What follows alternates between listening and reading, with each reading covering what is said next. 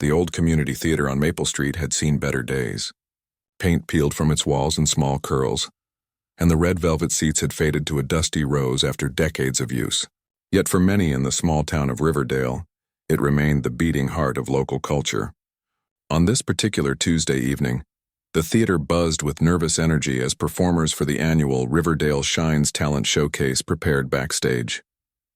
Among them was Lin Chen, though she stood apart from the others both literally and figuratively.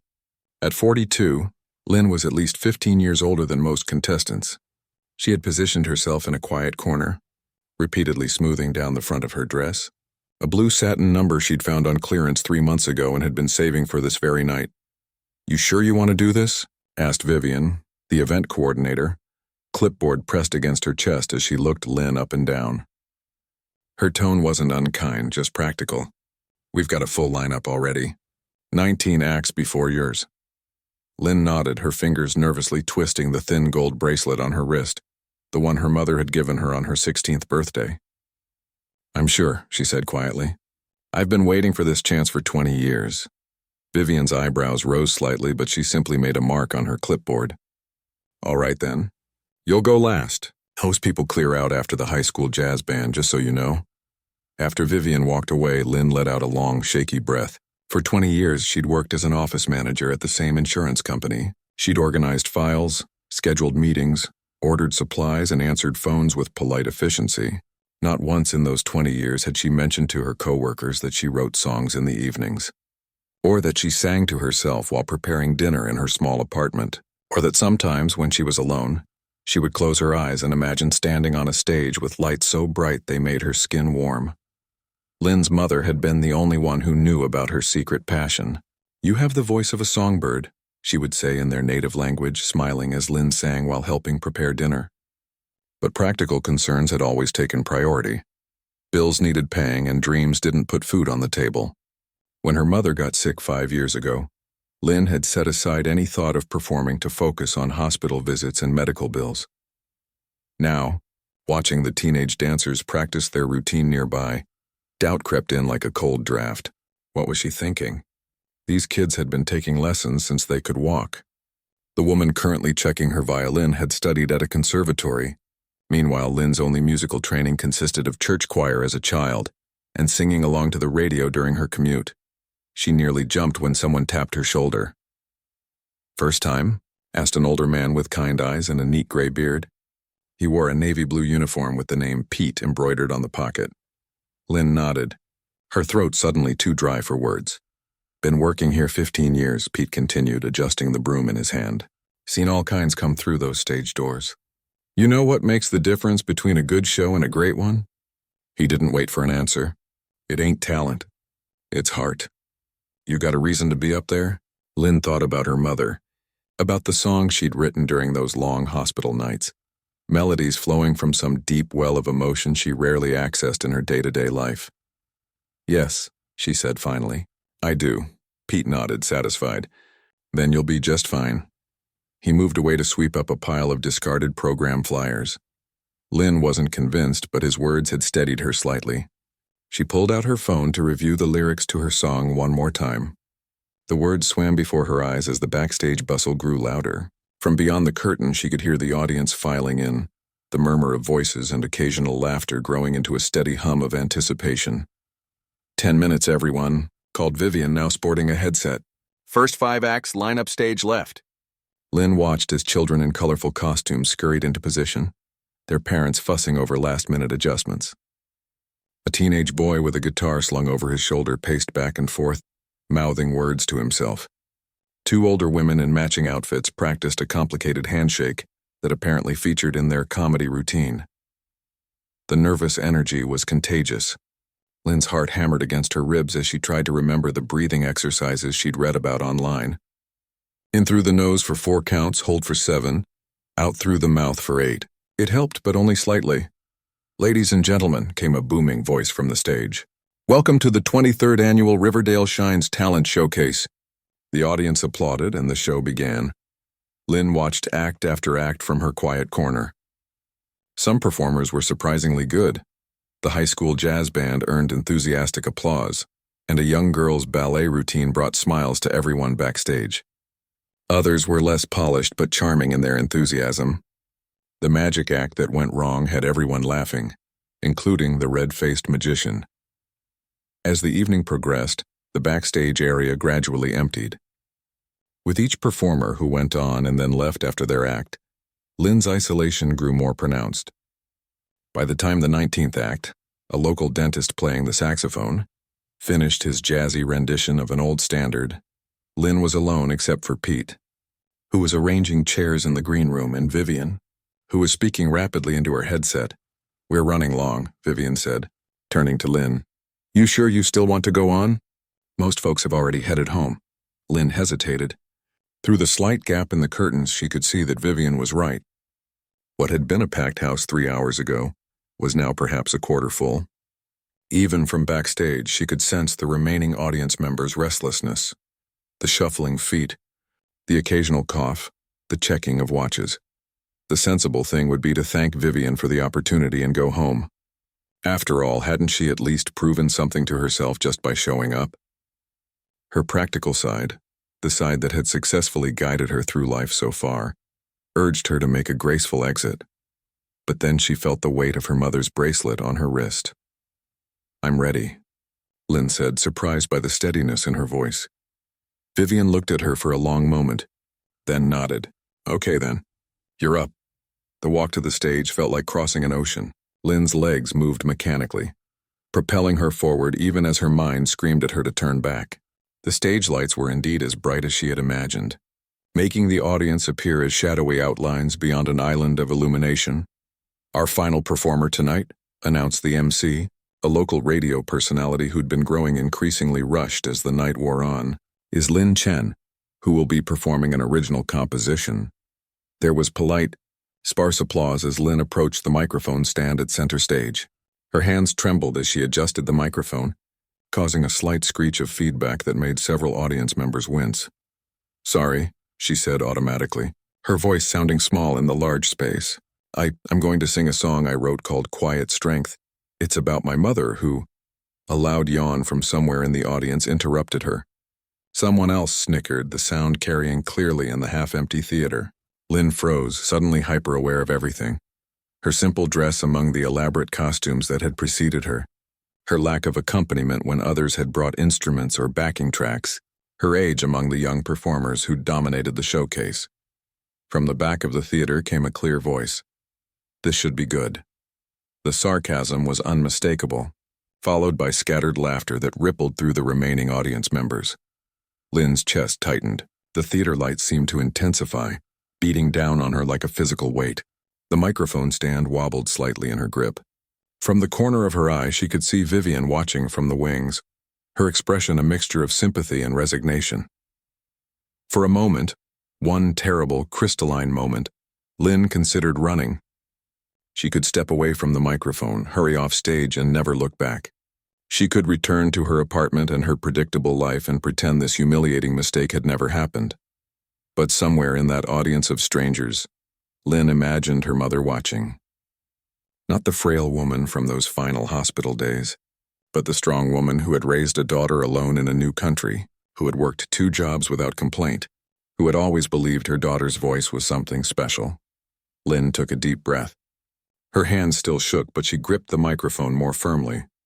Whatever happened next, whether they laughed or yawned or walked out entirely, she would sing her song. She owed at least that much to herself, and to the memory that had brought her to this stage. The laughter spread through the theater like ripples in a pond. What had started as one sarcastic comment quickly multiplied, growing louder as more people joined in. Someone in the third row pulled out their phone, its bright screen illuminating their smirking face as they held it up, clearly recording.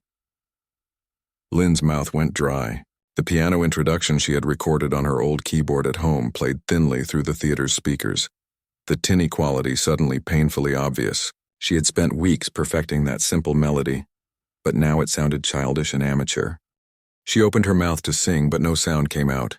Her throat had closed up entirely. The first notes of the song passed, then more, leaving her standing silent as the backing track continued without her. More laughter bubbled up from the audience, no longer trying to hide behind polite restraint. "I can't hear you," called someone from the back row, triggering another wave of chuckles. Lynn glanced toward the wings where Vivian stood watching, her clipboard lowered, a pained expression on her face. Next to her, Pete the janitor had stopped sweeping to observe, his weathered face unreadable in the shadows. The backing track reached the chorus, the place where Lynn had planned to hit the emotional high note that always made her tear up when she practiced at home. But she remained frozen, the microphone clutched in her trembling hand, the moment slipping away with each passing second. "Just sing already." The shout came from somewhere in the middle section, followed by a slow clap that others quickly joined. Lynn closed her eyes, unable to look at the audience any longer. Behind her closed lids, she saw her mother's face, not smiling with encouragement as she had imagined earlier, but disappointed. Disappointed that after all these years of dreaming, Lynn had finally found her courage only to lose it again at the critical moment. "I'm sorry," she whispered into the microphone, the words barely audible over her backing track. "I can't." She stepped back from the microphone, nearly tripping over the cable. The audience's reaction was a mixture of relief, mockery, and a few scattered sounds of sympathy. As Lynn turned to hurry off stage, the backing track still playing its lonely tune, someone called out, "Don't quit your day job." The words hit her like a physical blow. She stumbled the last few steps into the wings, tears already burning her eyes as the MC rushed past her to reclaim the stage and salvage what was left of the show. "Well, folks, that's our show for tonight. Let's give a big round of applause to all our talented performers." His voice boomed with forced cheerfulness as Lynn pushed past Vivian, unable to meet her eyes. "Lynn?" "Wait," Vivian began, but Lynn kept moving, desperate to get away from the lights, the eyes, the laughter that still echoed in her ears. She burst through the backstage door into the narrow hallway that led to the dressing rooms. Though dressing rooms was a generous term for the converted storage spaces with their folding chairs and bare light bulbs. Lynn headed for the small room at the end where she had left her purse and coat, wanting nothing more than to grab her things and disappear into the night. But when she reached the room, she found she wasn't alone. A teenage girl sat on one of the folding chairs, still dressed in the glittery costume she had worn for her dance routine earlier in the show. She looked up as Lynn entered, her eyes widening slightly at the sight of Lynn's tear-streaked face. "Oh, sorry," the girl said, standing quickly. "I was just waiting for my dad to bring the car around." She hesitated, then added, "Are you okay?" Lynn couldn't answer. The simple kindness in the question was enough to break the fragile control she had maintained since leaving the stage. A sob escaped her throat and she pressed her hand to her mouth, mortified to be falling apart in front of this stranger, this teenager who had performed with such confident grace earlier in the evening. To her surprise, the girl didn't flee the awkward situation. Instead, she reached into her dance bag and pulled out a packet of tissues, offering one to Lynn. "Stage fright is the worst," she said as Lynn took the tissue. "My first recital, I threw up backstage and then ran out the emergency exit. My mom had to drive around the block 3 times before she found me hiding behind the dumpster." Despite everything, Lynn found herself letting out a watery laugh at the image. "How old were you?" she asked, wiping her eyes. 13, the girl replied with a small smile. "And it was just last year." This surprised Lynn. "But you seemed so confident tonight." The girl shrugged. "My teacher says being nervous just means you care about doing well." She glanced at her phone as it lit up with a text message. "That's my dad. I have to go." She shouldered her dance bag and headed for the door, then paused. "Don't give up, okay? Everyone bombs sometimes." With that, she was gone, leaving Lynn alone with her thoughts and a damp tissue. She sank down onto the chair the girl had vacated, suddenly exhausted. The adrenaline that had carried her through the day was draining away, leaving behind a bone-deep weariness and the bitter taste of humiliation. What had she been thinking? That she, a middle-aged office worker with no formal training, could step onto a stage and move people with her music? The audience's laughter replayed in her mind, each echo reinforcing what she should have known all along. Some dreams were meant to stay dreams. Lynn gathered her things slowly, in no hurry to face the outside world. By now, most of the audience would have left, but there was still the possibility of running into someone who had witnessed her disaster. She considered waiting longer, maybe even asking Pete if there was another exit she could use. As if summoned by her thoughts, there was a gentle knock on the open door. Pete stood there, broom in hand, his kind eyes taking in her red-rimmed eyes and slumped posture. "Theater's almost cleared out," he said. "Thought you might want to know." Lynn nodded gratefully. "Thank you." She reached for her coat, then hesitated. "I made quite a fool of myself, didn't I?" Pete leaned on his broom, considering her question with surprising seriousness. "You know who used to perform on this very stage back in the 50s? He asked instead of answering directly. Lynn shook her head. "Betty Wilson. Before she was famous, of course. Story goes, her first time on stage, she forgot every single word to her song, just stood there humming while the band played on." He chuckled at the memory. "Next year she came back and brought the house down. Went on to sing at venues all over the country." "That's a nice story," Lynn said, appreciating his attempt to make her feel better, even if it seemed unlikely. "But I don't think I'll be coming back next year." Pete shrugged. "That's your choice. But seems to me you've already done the hardest part, showing up." He straightened up, resuming his sweeping. "Anyway, take your time. I've got to finish my rounds." Left alone again, Lynn zipped up her coat and picked up her purse, ready to put this night behind her. But as she reached the door, something made her pause. Instead of turning right toward the exit, she turned left, drawn back toward the stage. The theater was empty now, the house lights up, revealing rows of vacant seats. The stage stood bare, the microphone and stand already cleared away. Lynn walked slowly down the center aisle, her footsteps echoing in the empty space. When she reached the edge of the stage, she stopped. From this angle, she could see what the performers saw: the sweep of seats, the balcony above, the immense space that a single voice was expected to fill. Almost without thinking, Lynn climbed the small set of steps at the side of the stage. She stood center stage, in the exact spot where she had frozen earlier, but this time there was no audience, no judging eyes or mocking laughter. Just the empty theater, waiting. Lynn took a deep breath and began to sing. Her voice was quiet at first, hesitant, but grew stronger with each note. She sang her song for her mother, about quiet strength and enduring love, about the legacy that lives on in small gestures and treasured memories.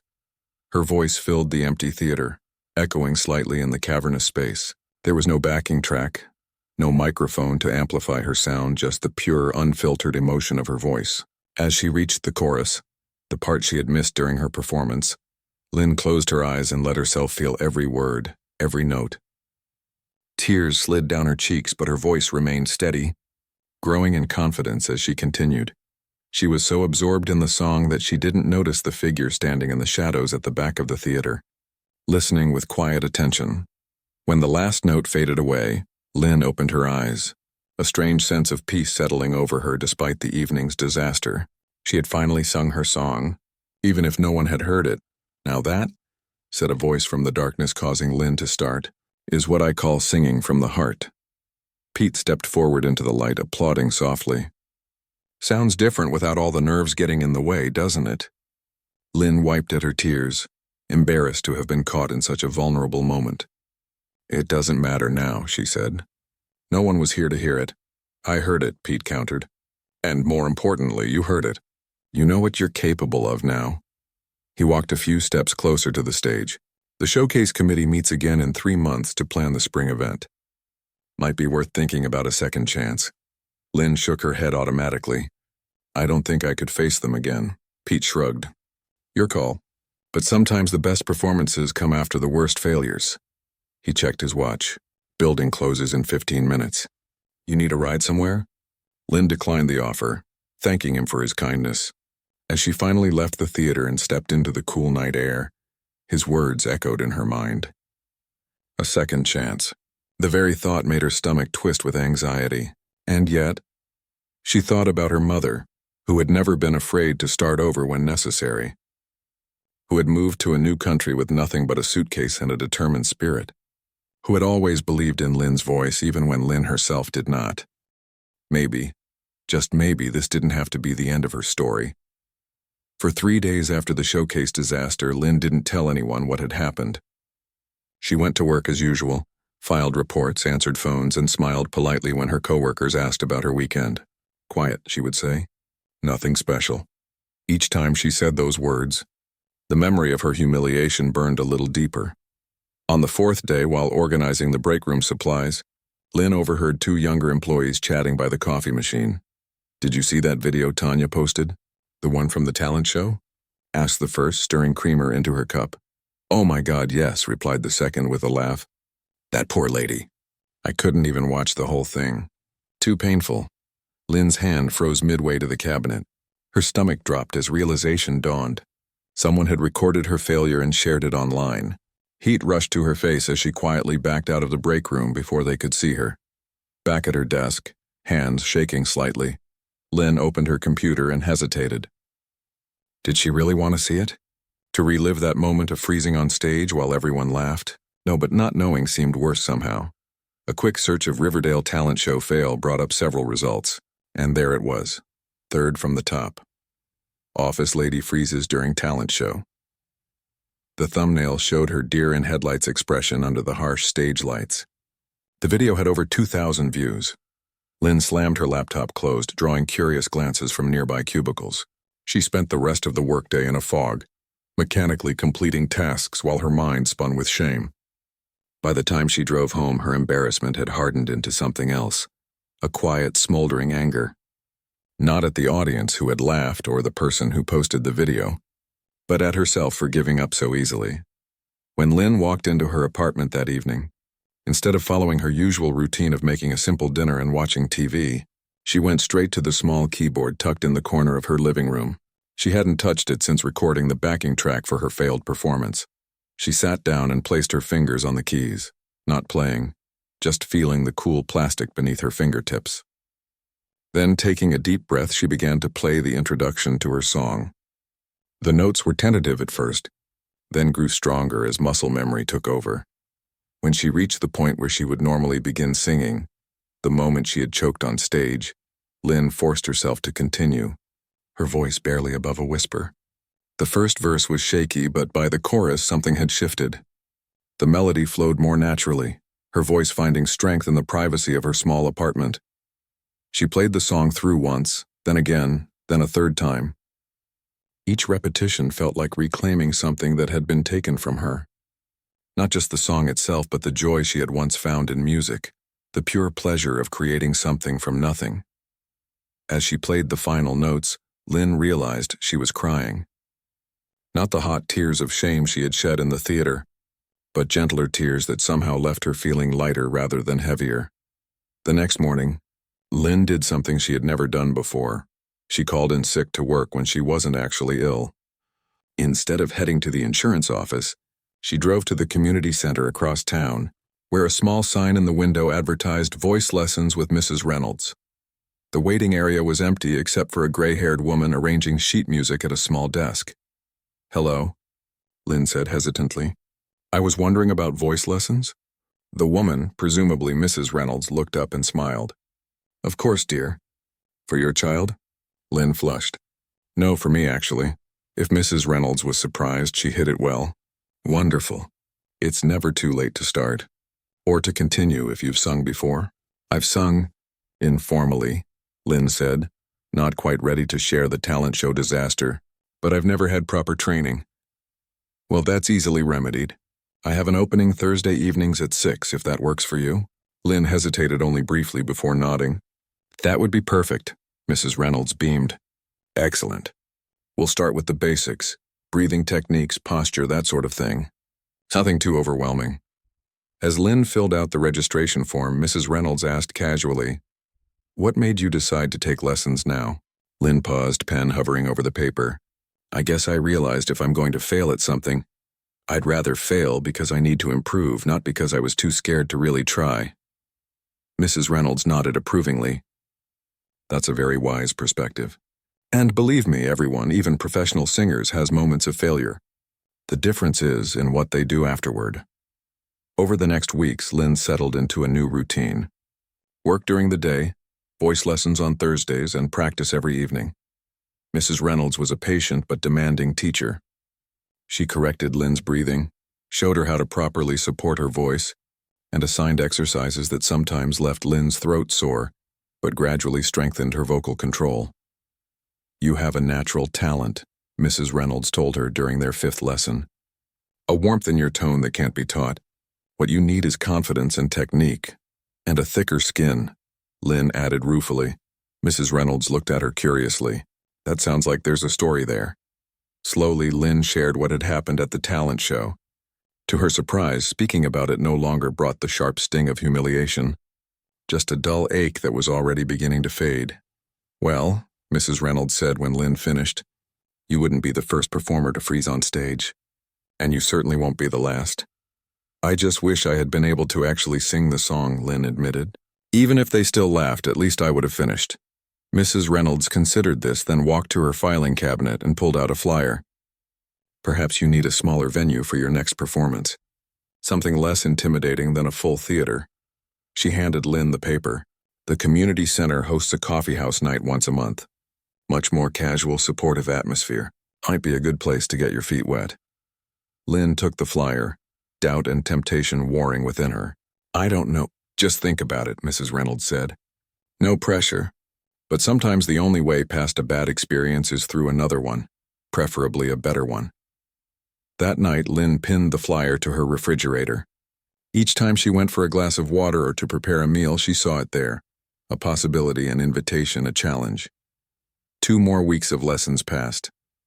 Lynn could feel her voice growing stronger, more controlled. Mrs. Reynolds had started her on a new song, something simpler than her original composition, but still meaningful. Walk before you run, she'd advised. One Thursday evening after her lesson, Lynn stayed behind to help Mrs. Reynolds rearrange some furniture for a children's class the next day. You know, Mrs. Reynolds said as they moved a small table, the coffee house night is tomorrow. Several of my students are performing. Lynn had known this, of course. The date on the flyer had been circled in her mind, if not on the paper itself. I was thinking of going, she admitted. To watch, I mean. Mrs. Reynolds nodded, a knowing gleam in her eye. That's a good start. Though they do allow last-minute sign-ups if you change your mind. Lynn just smiled non-committally and changed the subject. The next evening, Lynn found herself standing outside the community center's multi-purpose room, which had been transformed for the night with small round tables, battery-operated candles, and a modest stage area with a single microphone stand. About 30 people milled about, chatting and finding seats as a young man with a guitar tuned up on stage. Lynn slipped into a seat near the back, close to the exit, just in case. The first performer, the young man with the guitar, played a folksy tune that had several audience members nodding along appreciatively. He was followed by an elderly gentleman who recited a poem he'd written for his late wife, his voice cracking with emotion at several points. The atmosphere was exactly as Mrs. Reynolds had described, casual, supportive with gentle applause for each performer regardless of skill level, nothing like the talent showcase with its bright lights and competitive edge. As a woman around Lynn's age finished singing a slightly off-key but heartfelt rendition of an old country song, the host, a cheerful man with a salt and pepper beard, stepped up to the microphone. We've got time for one more performer tonight, he announced. Any takers? Don't be shy. Without consciously deciding to do so, Lynn found herself raising her hand. The host spotted her and smiled encouragingly. We have a volunteer. Come on up, miss. Heart-pounding, Lynn made her way to the stage. This wasn't like the talent show. She had no backing track, no fancy dress, no weeks of anticipation. Just her voice, and the song Mrs. Reynolds had been helping her perfect. What's your name? The host asked as she reached the microphone.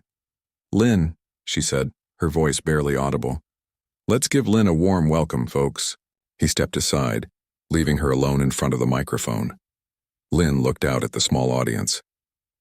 Their faces were visible in the gentle lighting, expectant but kind. No phones were raised to record. No smirking teenagers waiting for her to fail. Just people who had come to listen, to appreciate, to connect. She took a deep breath using the technique Mrs. Reynolds had taught her. Then she began to sing. The first notes were soft, a little uncertain, but as the familiar melody wrapped around her, Lynn felt something shift. The tension in her shoulders eased. Her voice grew stronger, more confident with each measure. It wasn't perfect. She missed a note in the bridge and her voice wavered slightly on a high passage. But this time Lynn didn't freeze. She didn't run. She kept singing, pouring her heart into each word, each phrase. And when she finished, there was a moment of silence, that terrifying gap between performance and reaction that had haunted her since the showcase. But this time the silence broke into genuine applause. Not thunderous, not a standing ovation, but real appreciation for what she had shared. As Lynn made her way back to her seat, a woman touched her arm. "That was lovely," she said simply. 3 words. Such a small thing. But as Lynn sat down, those words echoed in her mind, beginning to drown out the memory of laughter that had followed her for weeks. A small step. A tiny victory, but it was enough to make her wonder what might come next. The coffee house performance changed something in Lynn. It wasn't dramatic. No sudden transformation into a fearless performer overnight. But a seed had been planted, a small spark of possibility that grew a little stronger each day. "You're improving rapidly," Mrs. Reynolds told her during their lesson the following week. "I think you're ready to revisit your original song." Lynn hesitated. She hadn't touched that particular piece since the night of her disaster at the talent show. "I don't know if I'm ready for that," Mrs. Reynolds smiled gently. "The song isn't the problem, Lynn, it never was. And it deserves to be heard the way you intended." That evening at home, Lynn pulled out the handwritten lyrics she had tucked away in her drawer. The paper was slightly wrinkled now, with a coffee stain in one corner. She read through the words, remembering the emotions that had inspired each verse. Her mother's quiet strength through illness, the small daily acts of love that had defined their relationship, the legacy of resilience that Lynn had inherited without fully realizing it. Slowly, she moved to her keyboard and began to play the familiar melody. This time when she sang, her voice didn't shake. The technical exercises Mrs. Reynolds had taught her gave her control she hadn't possessed before, allowing her to convey the emotion of the song without being overwhelmed by it. As the final notes faded, Lynn felt a bittersweet sense of accomplishment. This was how the song was meant to sound, how it had always sounded in her head before fear had silenced her. Over the next month, Lynn became a regular at the coffee house nights. Each performance built her confidence a little more. Sometimes she sang covers of familiar songs, sometimes pieces Mrs. Reynolds suggested. Occasionally, when she felt particularly brave, she would share one of her own compositions. The audience at these events was small but appreciative, mostly other performers, a few elderly residents from the nearby retirement community, and the occasional family member or friend. Lynn came to recognize the regulars, greeting them with a smile or nod as she took her seat each week. One Friday evening in late spring, as Lynn finished her performance, a gentle rendition of an old folk song, she noticed something unusual. A face she recognized but not from the coffee house circuit. It took her a moment to place him. Pete, the janitor from the theater. After the final performer of the night finished, Lynn made her way over to where Pete sat nursing a cup of coffee. "I didn't expect to see you here," she said by way of greeting. Pete looked up and smiled. "Mrs. Reynolds mentioned you'd been performing here. Thought I'd come check it out." He gestured to the empty chair across from him. "You've come a long way since February." Lynn sat down, a mixture of pride and embarrassment coloring her cheeks. "It's easier here. Smaller crowd, friendlier faces." "True enough," Pete acknowledged. "But it's not just that. You sing differently now, more." He searched for the word. "Present, like you're actually in the song, not just performing it." Lynn hadn't thought about it that way, but she recognized the truth in his observation. "Mrs. Reynolds has been a good teacher." "I'm sure she has." Pete took a sip of his coffee, then set it down deliberately. "So, have you thought any more about what I said back at the theater? About a second chance?" Lynn felt a flutter of anxiety in her stomach. "I don't think I'm ready for something that big again." "The spring showcase is coming up next month," Pete continued as if he hadn't heard her objection. "Vivian was asking about you, believe it or not." "Vivian? The coordinator?" Lynn was genuinely surprised. "Why would she ask about me?" Pete shrugged.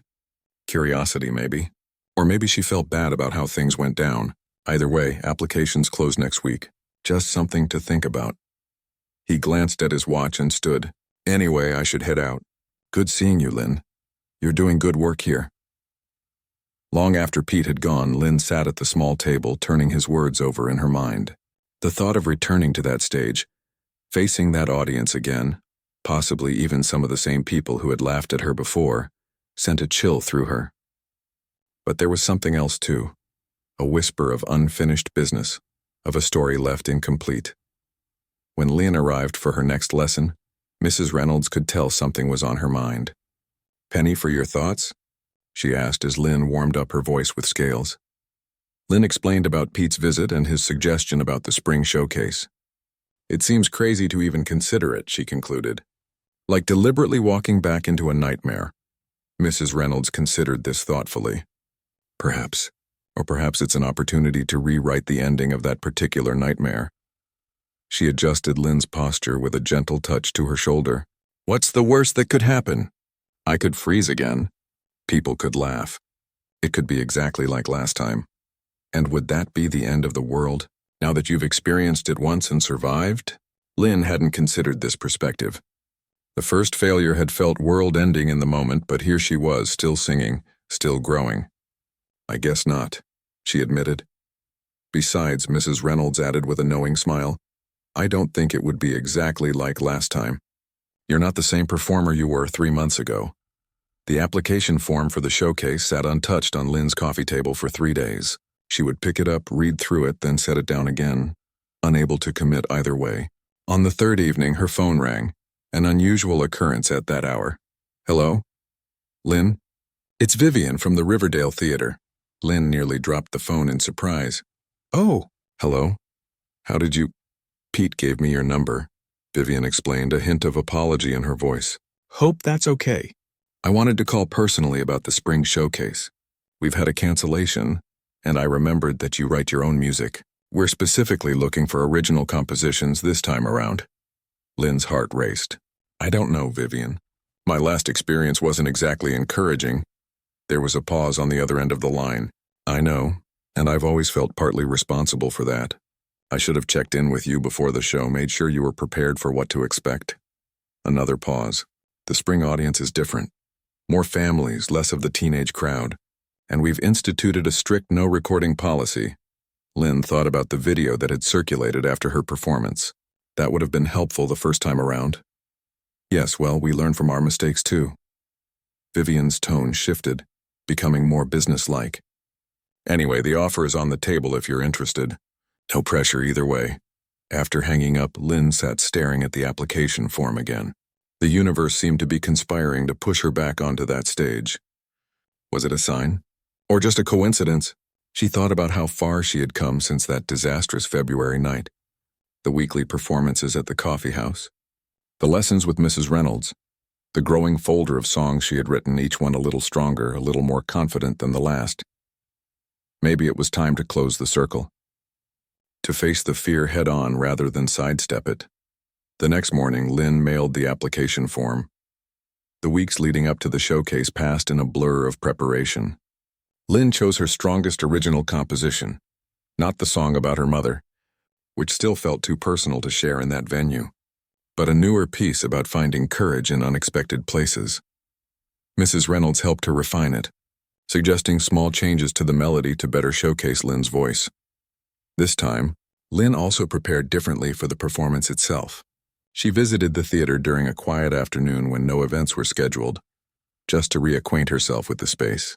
Pete let her stand on the empty stage, testing the acoustics and mentally rehearsing her performance. "The trick," Pete advised, "is to pick a few friendly faces in the audience and sing to them. Ignore the rest." Lynn nodded, taking in the vastness of the theater from this perspective. It still intimidated her, but the fear no longer seemed insurmountable. The night before the showcase, Lynn couldn't sleep. She paced her small apartment, running through her song again and again, imagining every possible scenario. What if she forgot the words? What if her voice cracked? What if, despite everything, history repeated itself? Finally, exhausted, she sat at her keyboard and played a different song, the one about her mother, the one that had started this whole journey. As the familiar melody filled the quiet apartment, a sense of calm gradually settled over her. Whatever happened tomorrow, she had already proven to herself that one failure didn't define her. That was a victory no audience reaction could take away. The day of the showcase dawned bright and clear. Lynn had taken the day off work to prepare, a luxury she hadn't allowed herself the first time. She practiced in the morning, rested her voice in the afternoon, and arrived at the theater early, her outfit chosen with care, not to impress, but to make her feel comfortable and confident. Backstage had the same nervous energy she remembered, but this time Lynn wasn't an outsider. She chatted briefly with a few of the other performers, wished them luck, accepted their good wishes in return. Vivian stopped by with her clipboard, giving Lynn an encouraging smile and a thumbs up. "You're on after the high school jazz quartet," she informed Lynn. "About 40 minutes in."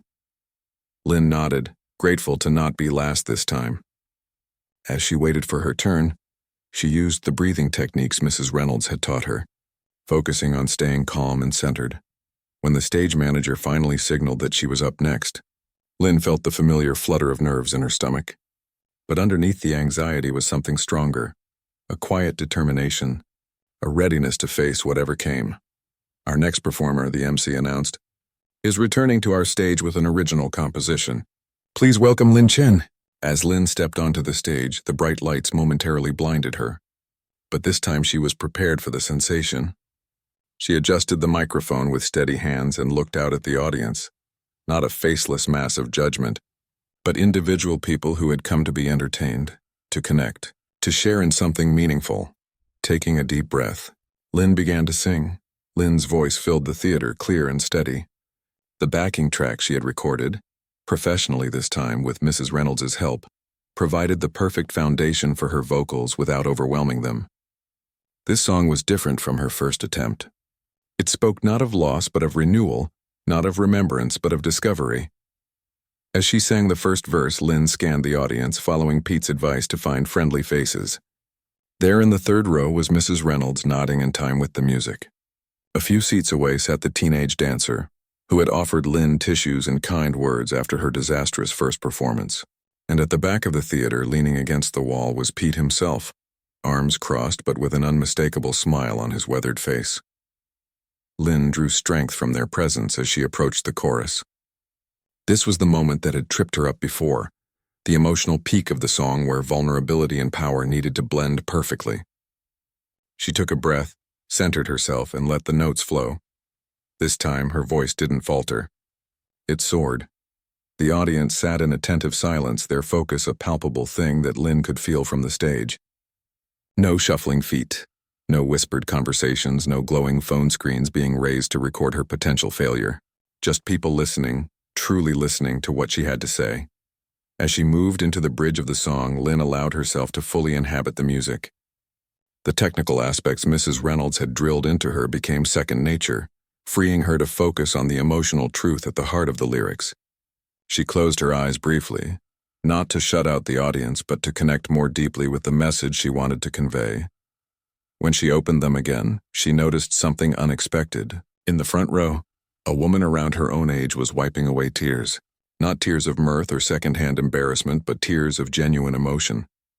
The sight nearly made Lynn stumble over the next line, but in a different way than before.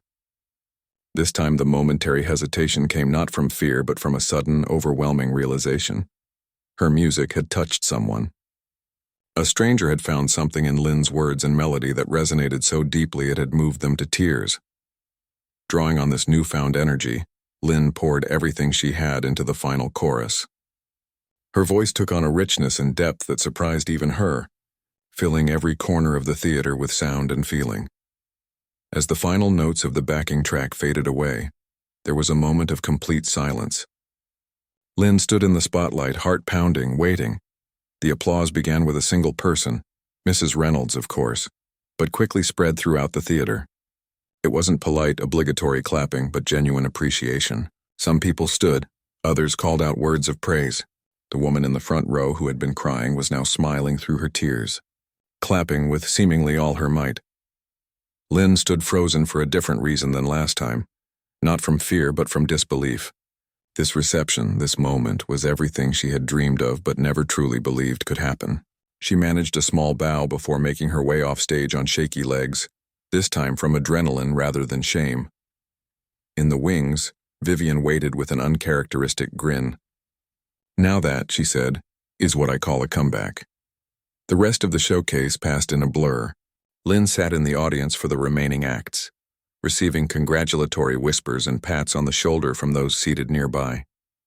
When the final performer finished, and the MC returned to the stage to thank everyone for coming, Lin was surprised to hear her name mentioned, and a special acknowledgement to Lin Chen, whose performance tonight reminds us all of the power of perseverance and second chances. More applause followed, along with several people turning to look at her. Lin ducked her head, simultaneously embarrassed and pleased by the attention. As the crowd began to disperse, Lin made her way toward the exit, stopping to thank Mrs. Reynolds for her support. "I'm so proud of you," her teacher said, giving her a warm hug, not just for the performance, which was beautiful, but for having the courage to come back. Before Lin could respond, a woman approached them hesitantly. It took Lin a moment to recognize her as the one who had been crying in the front row. "Excuse me," the woman said. "I just wanted to tell you how much your song meant to me. I've been going through a difficult time lately, and something about your lyrics, about finding strength in unexpected places, it just—" She paused, blinking back fresh tears. "It felt like you wrote it for me." Lin was momentarily speechless. "Thank you," she finally managed. "That means more than you know." The woman smiled, then added, "Will you be performing anywhere else? I'd love to hear more of your music." Before Lin could explain that she was just an amateur, Mrs. Reynolds stepped in smoothly. "Lin performs regularly at the Community Center Coffee House, first and third Fridays of each month." After the woman left, Lin gave Mrs. Reynolds a questioning look. "That wasn't entirely accurate. I don't perform every coffee house night." "You could," Mrs. Reynolds replied with a knowing smile. "You should. You have something special to share, Lin. Tonight proved that." As they walked toward the exit, Lin was stopped repeatedly by audience members offering congratulations and kind words. One elderly gentleman told her the song had reminded him of his late wife. A young couple asked if she had any recordings they could listen to. A teenage girl confessed shyly that she had been too nervous to sign up for the showcase, but that Lin's performance had inspired her to try next time. Each interaction left Lin feeling more stunned than the last. She had come to the showcase hoping for personal redemption, to prove to herself that she could overcome her fear. She had never expected to connect with others this way, to have her music mean something to strangers. Outside the theater, the spring evening was mild and pleasant. Lin stood on the sidewalk, breathing in the fresh air, trying to process everything that had happened. Pete approached, still wearing that small, satisfied smile. "Told you so," he said simply. Lin laughed. "Yes, you did. Thank you for pushing me to try again." Pete shrugged. "Didn't push. Just opened the door a crack. You walked through it all on your own." Mrs. Reynolds joined them, her car keys jingling in her hand. "What happens next, Lin?" It was a simple question, but one Lin hadn't allowed herself to consider until now. What did happen next?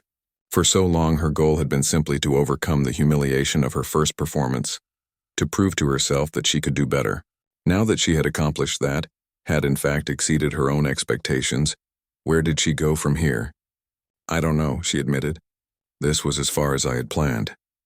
"Well," Mrs. Reynolds said thoughtfully, "that young woman asked about recordings. Have you ever thought about making some of your songs available online? Nothing fancy, just simple recordings to start." Lin hadn't considered it. Music had always been a private passion, something she did for herself in the quiet of her apartment.